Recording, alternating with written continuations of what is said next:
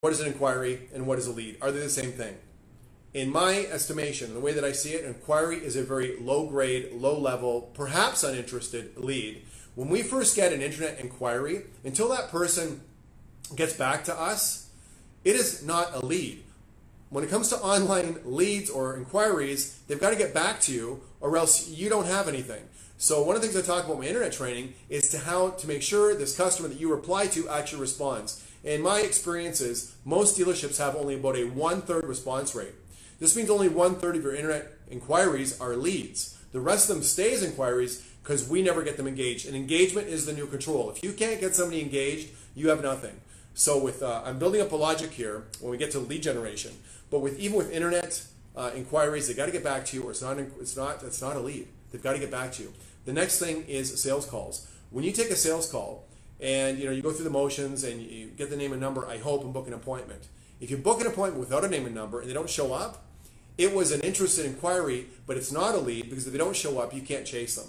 So on a sales call, getting that name and number is fundamental. On an email, getting to respond is fundamental. So again, internet, until they respond, no lead. Sales call, until you have accurate and confirmed name and number, no lead. It's just an inquiry.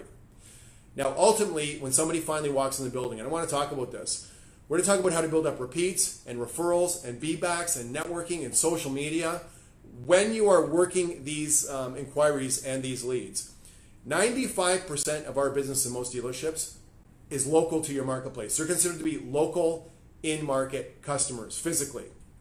5% you're selling used cars and stuff across the country, across the nation, other states, other provinces. I get that, but 95% of your business is probably local. Of that 95% of your business that is local, what percentage of those people come in to physically conclude in your showroom, either to go over numbers or go over the car?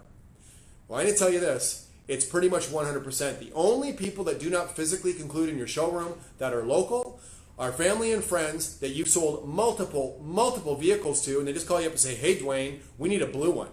And you get a credit card, and you go through the process, and you just book that appointment and sell that car, but it's sold before they come in. Everybody else walks into the dealership. Now, once they physically walk in, I don't care if it's a repeat referral, feedback network, social media lead, I don't care. There's two things you have to do, or it's not a lead, it's just an inquiry. Some people might buy a car without a test drive. Nobody's ever bought a car without verifying the numbers. So test drives and numbers, test drives and proposals are fundamental. If your traffic that comes in your showroom, however you generate it, either waiting for walk-ins or generating these appointments yourself, if they don't get a test drive, and if they don't see a proposal of some type, even a ranged quote, but some type of a proposal, they're not in a statistically probable position to buy a car.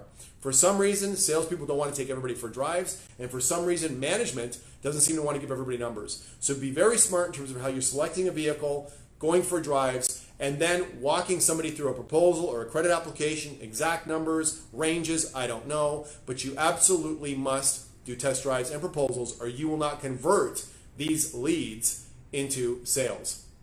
So we want to talk about daily awareness.